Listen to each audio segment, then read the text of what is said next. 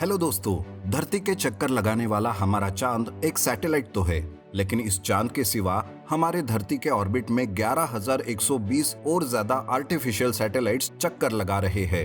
इनमें से ज्यादातर सैटेलाइट सिर्फ इलॉन मस्क इनके स्पेसएक्स कंपनी के हैं। स्टारलिंक कंपनी के ऑलमोस्ट 6,947 सैटेलाइट्स धरती का चक्कर लगा रहने की बात हार्वर्ड के स्मिथसोनियन सेंटर फॉर एस्ट्रोफिजिक्स इनके वैज्ञानिक जोनाथन मैकडॉवेल इन्होंने कही है। स्पेस या चांद पर जाने की होड़ तो हमेशा अलग अलग देशों में पहले से ही चलती आ रही है, लेकिन अभी जो होड़ लगी है वो लो ऑर्बिट मतलब नीचे की ऑर्बिट में घूमने वाले सैटेलाइट को तैयार करने के लिए लगी है। क्या होते हैं ये सैटेलाइट और इनके नीचे की ऑर्बिट में घूमने का क्या फायदा होता है, आइए समझते हैं आज के इस वीडियो में। कोई सैटेलाइट अगर आपको स्पेस में भेजना है तो वो धरती से कितनी ऊंचाई पे रहेगा ये सबसे पहले डिसाइड करना पड़ता है। धरती के ऑर्बिट का अल्टीट्यूड मतलब सी लेवल की ऊंचाई से इसे 3 हिस्सों में डिवाइड किया गया है।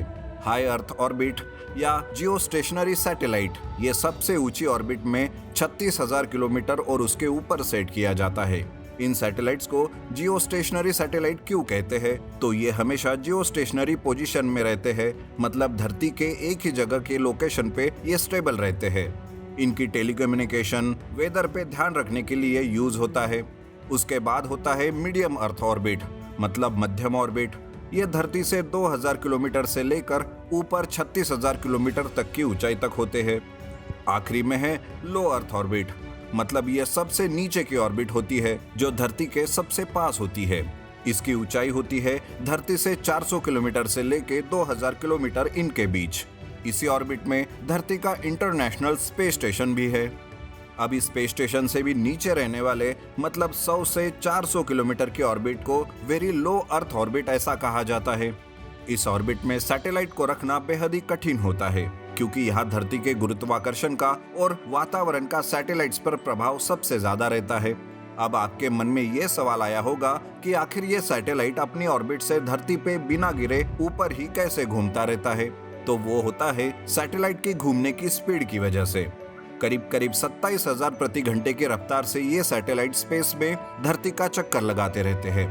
सैटेलाइट्स की साइडवेज मोमेंटम की वजह से मतलब स्पीड से घूमने की वजह से नीचे धरती से आने वाले गुरुत्वाकर्षण के खींचने की ताकत पर इससे मात करते हैं। ये सैटेलाइट ऑर्बिट से जितना नीचे की ऑर्बिट में आते हैं उतना ही सैटेलाइट के ऊपर धरती के वातावरण के पार्टिकल्स की मार पड़ने की स्थिति बढ़ जाती है। इस वजह से ही सैटेलाइट की स्पीड कम हो सकती है और परिणाम स्वरूप गुरुत्वाकर्षण ज्यादा हावी होने पर यह सैटेलाइट धरती पर गिर जाने के चांसेस बढ़ जाते हैं। अब अगर इतना ही प्रॉब्लम इस लो ऑर्बिट में है तो यहाँ सैटेलाइट रखने के क्या फायदे होते हैं? बात ये होती है दोस्तों कि सबसे ऊंचाई की ऑर्बिट में रहने वाले सैटेलाइट ये हमेशा धरती के इक्वेटर पे घूमते रहते हैं, लेकिन नीचे की ऑर्बिट के सैटेलाइट को धरती के चक्कर लगाते हुए हमेशा फिक्स्ड रास्ते पर घूमने की कोई जरूरत नहीं पड़ती। मतलब कि ये सैटेलाइट्स टिल्टेड यानी कि तिरछे हो सकते हैं और इस वजह से इस लो ऑर्बिट में सैटेलाइट के लिए ज्यादा रूट्स अवेलेबल रहते हैं। दूसरी बात ये होती है कि ये सैटेलाइट्स धरती से ज्यादा करीब रहते हैं और इसके भी कुछ अलग फायदे होते हैं। इन सैटेलाइट का सैटेलाइट इमेजिंग के लिए ज्यादा फायदा होता है और हाई रेजोल्यूशन के फोटो यहाँ से निकालना पॉसिबल होता है। ISS के जैसा स्पेस स्टेशन इसी ऑर्बिट में है और धरती से यहाँ एस्ट्रोनॉट की जरूरतों की चीजें लाना ले जाना करना आसान हो जाता है। अब यहीं पर स्टारलिंक के इस ऑर्बिट के सैटेलाइट धरती के लोगों तक इंटरनेट सेवा प्रोवाइड करने के लिए सक्षम रहते हैं। ये सैटेलाइट एक कॉम्बिनेशन में या फिर कहे एक ग्रुप में काम करते हैं और इस वजह से हमें धरती पर हमेशा ही कवरेज मिल सकता है। स्पेसएक्स ने ऐसे सैटेलाइट्स का जाल ही स्पेस में तैयार किया है। अब नीचे की ऑर्बिट के सैटेलाइट ये साधारण गति से मतलब करीब 8 किलोमीटर प्रति घंटे की रफ्तार से घूमते हैं, इसलिए उनका टेलीकम्युनिकेशन के लिए कुछ खास फायदा नहीं होता। इससे भी नीचे के मतलब वेरी लो अर्थ ऑर्बिट के सैटेलाइट बनाने के लिए अब होड़ शुरू हो गई है। मतलब ऊपरी ऑर्बिट के सैटेलाइट ये सालों साल धरती के चक्कर लगाते रह सकते हैं, लेकिन बेहद नीचे के ऑर्बिट के सैटेलाइट साधारण से कुछ महीने या हफ्ते या कहे सिर्फ कुछ दिनों के लिए ही टिक सकते हैं। इन सैटेलाइट्स की स्पीड कितनी है, आकार कैसा है, साइज कितनी है, इन सब पर सैटेलाइट की लाइफ डिपेंड होती है। अगर 100 किलोमीटर से ये सैटेलाइट नीचे आ गए तो इनकी मौत अटल रहती है क्योंकि धरती के एटमॉस्फेयर के बहुत घर्षण होने की वजह से ये सैटेलाइट टूट जाते हैं और जल जाते हैं। धरती से लॉन्च किए जाने वाले सभी सैटेलाइट्स ये इसी ऑर्बिट से नीचे से ऊपर जाते हैं या फिर ऊपर से नीचे आते हैं, लेकिन जानबूझकर उस जगह पर सैटेलाइट्स की स्थापना करने की कोशिश कभी भी नहीं की जाती।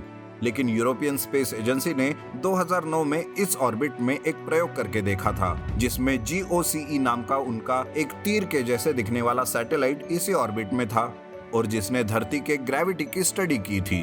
फिर इन सब से नीचे की ऑर्बिट में घूमने वाले सैटेलाइट्स तैयार करने के लिए आखिर इतनी होड़ क्यों लगी हुई है? वो इस वजह से दोस्तों, क्योंकि सैटेलाइट धरती के जितने पास होगा उतना हाई रेजोल्यूशन इमेजेस हम पा सकते हैं। मतलब छोटे कैमरे या अभी के कैमरे भेजकर हम टॉप लेवल का डेटा इससे पा सकते हैं और ये डेटा देश की सेना के लिए, जहाजों के लिए, खेती के लिए, क्लाइमेट के लिए और इन सब पर ध्यान रखने के लिए इम्पोर्टेंट रहता है। स्पेस से धरती पर इंटरनेट पहुंचाने के लिए स्टारलिंक नेटवर्क के जैसी इंटरनेट सर्विसेज को भी इसका फायदा होगा।